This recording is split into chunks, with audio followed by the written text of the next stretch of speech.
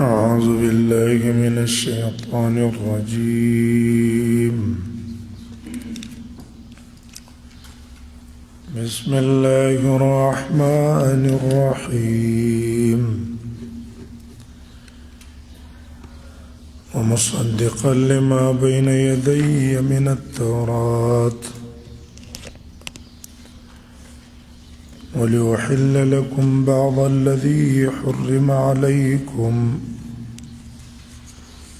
وجئتكم بآية من ربكم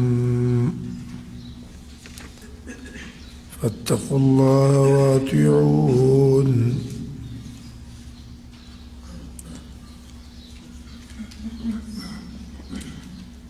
عیسی علیہ السلام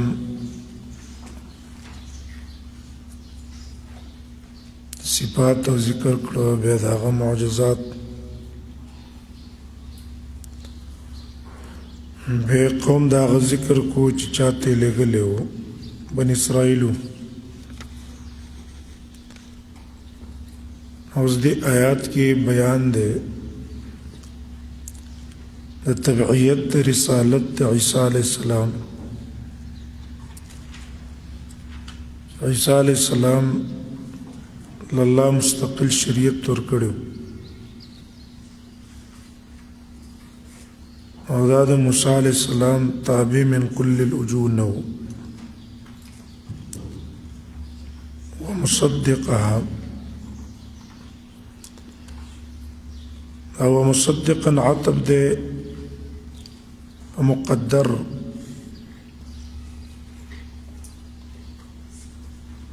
معنى وجئتكم مصدقها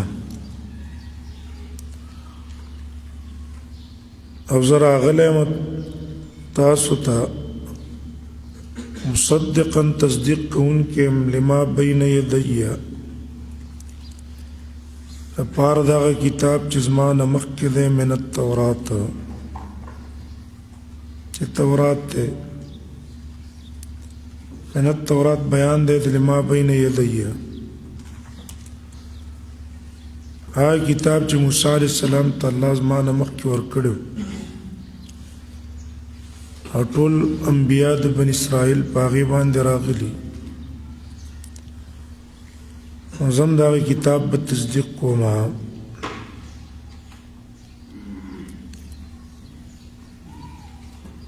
بیا تصدیق هغه دا دی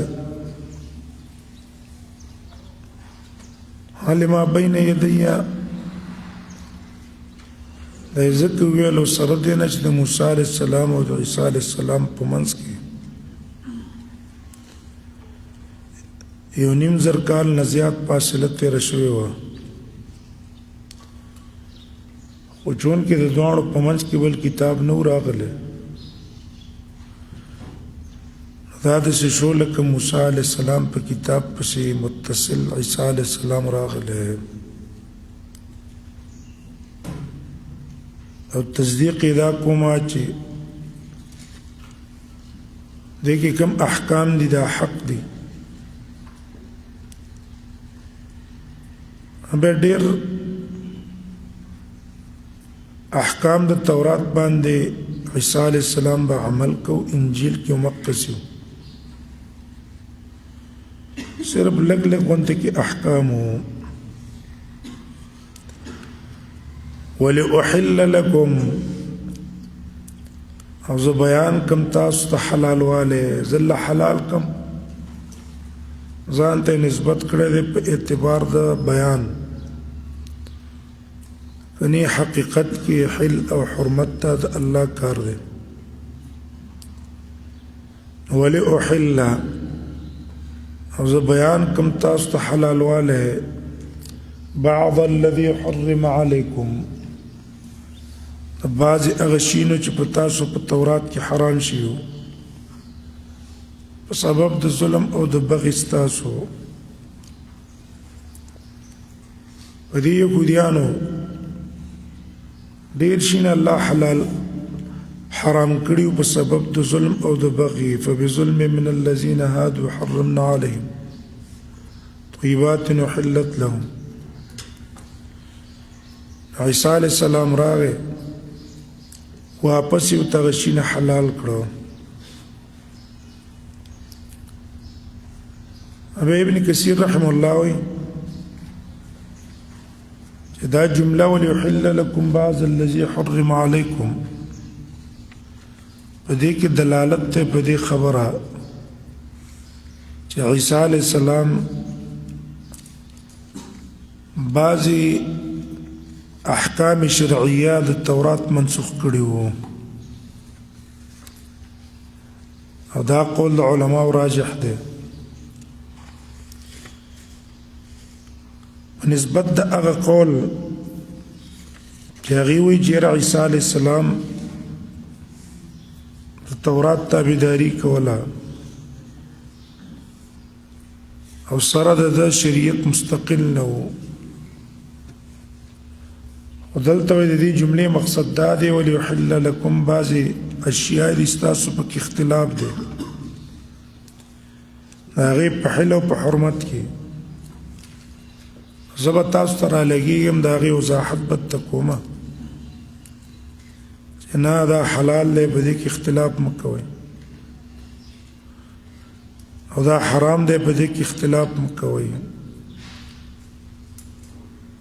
د شریعت وی مستقل نو ومکه په تورات روانو او په کوم ځای کې د بنی اسرائیلو کسانو اختلاف په عیسی علیہ السلام د هغې وضاحت ورته کوو. لیکن دا قول وی د دې تایید داسې کوي ولأبین لکم بعض الذي تختلفون زه تاسو ته وضاحت کوم د بعضې هغه چې تاسو پکې اختلاف دی. مانا علما په اجتهاد کې خطا شوي دي نو زه به ورته وضاحت کوم او وجه دا ده چې عیسی علیہ السلام په تورات کې په انجیل کې په خپله ویلي ما جئت لأبطل التوراة بل جئت لأکملها زه دې نه نیم راغلی چې تورات دې باطل کم منسوخ دې کم بلکې د هغې تکمیل کوم. لیکن دې علماو چې کوم تعویل کړی دی دا کمزوری دی ضعیف دی او د عیسی علیہ السلام د خبر هم دا مطلب نه دی چې زه نیم راغلی چې تورات باطل کم بلکې تکمیل یې وکم چې ګینې زما شریعت ناسخ نه دی. ولې نسخه خو ابطال نه دی که نه نسخه خو معنا دا ده چې اوسه پورې دا حکم صحیح خو پس دی نه اوس په دې حکم مه کوئ په دې بل باندې عمل وکئ ابطال نه دی.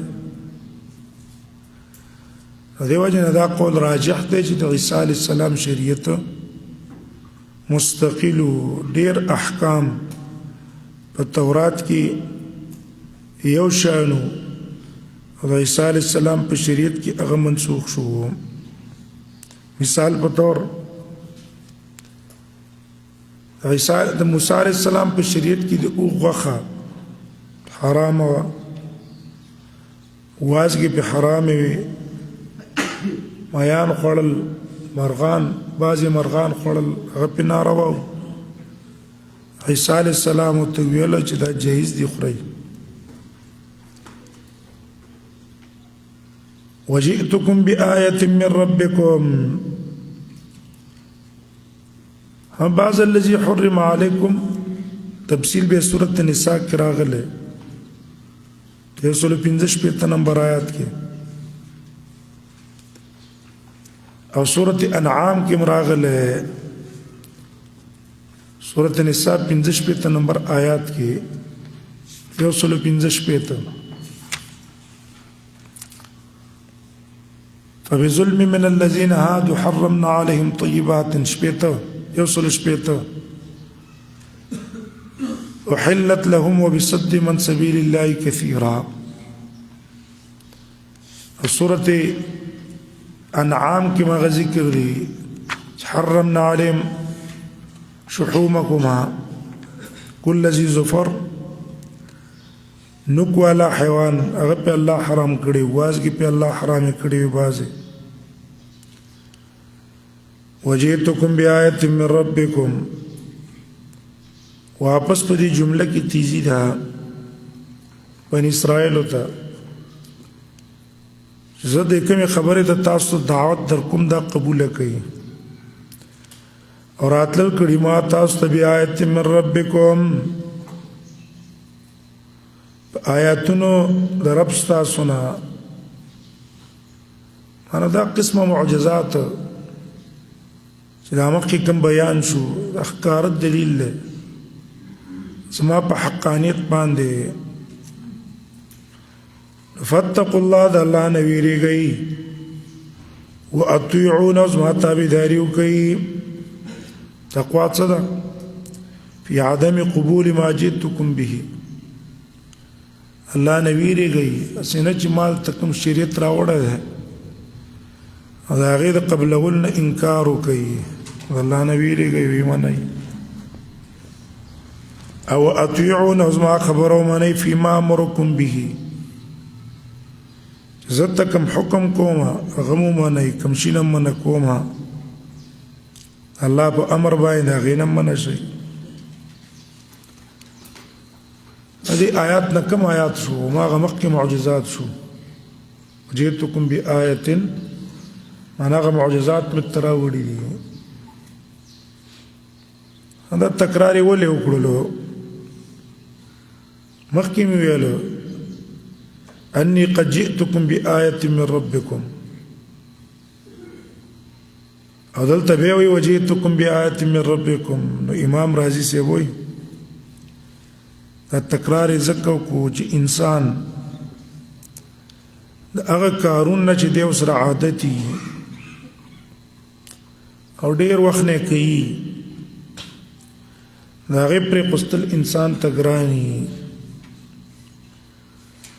نو دا معجزات یې دوباره ورته مقرر کړه چې ګوره دا معجزات مې تاسو ته راوړي وو دپاره د تأثر. ټیک ده دا خپل عادت پرېښودل ګران دي، لیکن دا معجزات دلالت ته زما پر رسالت، خپل عادتونه به پرېږدئ.